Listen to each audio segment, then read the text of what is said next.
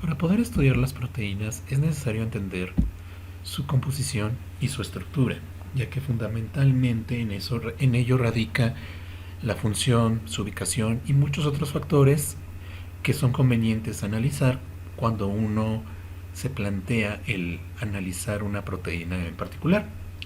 Para ello, los bloques funcionales estructurales de todas las proteínas son los aminoácidos. Los aminoácidos se caracterizan principalmente por ser bloques constituidos por un átomo de carbono unido a un grupo amino, un grupo carboxilo, un hidrógeno y un grupo R. Ese grupo R da la característica de que se puedan clasificar en 20 diferentes tipos de aminoácidos que podemos encontrar en común en todas las proteínas. Dependiendo las características de ese grupo R, son las propiedades que le van a ir dando a la proteína. Por ejemplo, tenemos aminoácidos no polares o hidrofóbicos, como el triptófano, la fenilalanina, la alanina, aminoácidos polares sin carga, como la serina, la cisteína, la treonina, o aminoácidos con carga positiva, como la lisina, arginina o histidina. Dentro del orden jerárquico en la estructura proteica, esta se divide en 4, comenzando por su estructura primaria. La estructura primaria la van a dar principalmente la secuencia de aminoácidos en la cadena proteica, es decir, el número de aminoácidos presentes y el orden en que están enlazados. Las secuencias siempre se van a leer de un extremo N-terminal a un extremo carboxilo terminal de la proteína.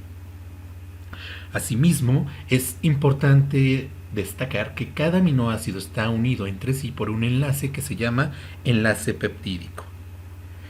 Estos tienen libre rotación, lo cual hace que el esqueleto de una proteína tenga gran flexibilidad, pero las cadenas polipeptídicas tienen conformaciones muy particulares, lo que le permite que este enlace que es plano pueda poder rotar y con ello adoptar estructuras como los que vamos a ver en los esquemas de plegamiento. Las proteínas pueden plegarse gracias a las interacciones que pueden presentar con sus grupos R y se basan principalmente por interacciones no covalentes como los puentes de hidrógeno, interacciones hidrofóbicas o atracciones electrostáticas. Asimismo, hay contribuciones covalentes que se dan gracias a los puentes disulfuro. La estructura secundaria de las proteínas es el plegamiento que la cadena polipeptídica adopta gracias a la formación de puentes de hidrógeno entre los átomos que forman el enlace peptídico. Los puentes de hidrógeno se establecen entre los grupos CO y NH del enlace peptídico, el primero como aceptor de hidrógenos y el segundo como donador de hidrógenos. De esta forma, la cadena polipeptídica es capaz de adoptar conformaciones de menor energía libre y por tanto mucho más estables, con lo que podemos caracterizar dos estructuras básicas en la estructura secundaria, las hélices alfa y las hojas plegadas beta. Posteriormente tenemos una contribución mucho mayor, las cuales son las estructuras secundarias. Las fuerzas que estabilizan la estructura terciaria de una proteína se establecen entre las distintas cadenas laterales de los aminoácidos que la componen. Los enlaces propios de la estructura terciaria pueden ser de dos tipos, covalentes y no covalentes.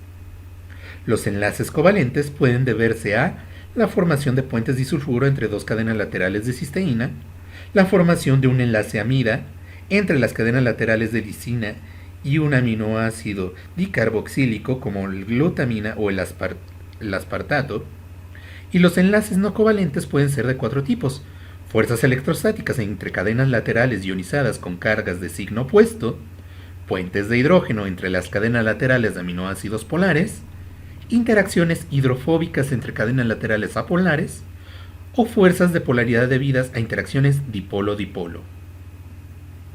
Y por último, tenemos las contribuciones de la estructura cuaternaria en algunas proteínas. Esto se debe porque cuando una proteína consta de más de una cadena polipeptídica, es decir, cuando se trata de una proteína oligomérica, Aquí ya hablamos de que presenta una estructura cuaternaria.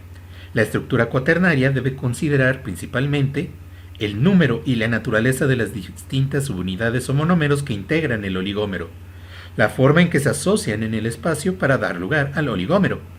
La estructura cuaternaria deriva de la conjunción de varias cadenas polipeptídicas que asociadas conforman un multímero que posee propiedades distintas a las de sus monómeros componentales. Dichas subunidades se asocian entre sí mediante interacciones no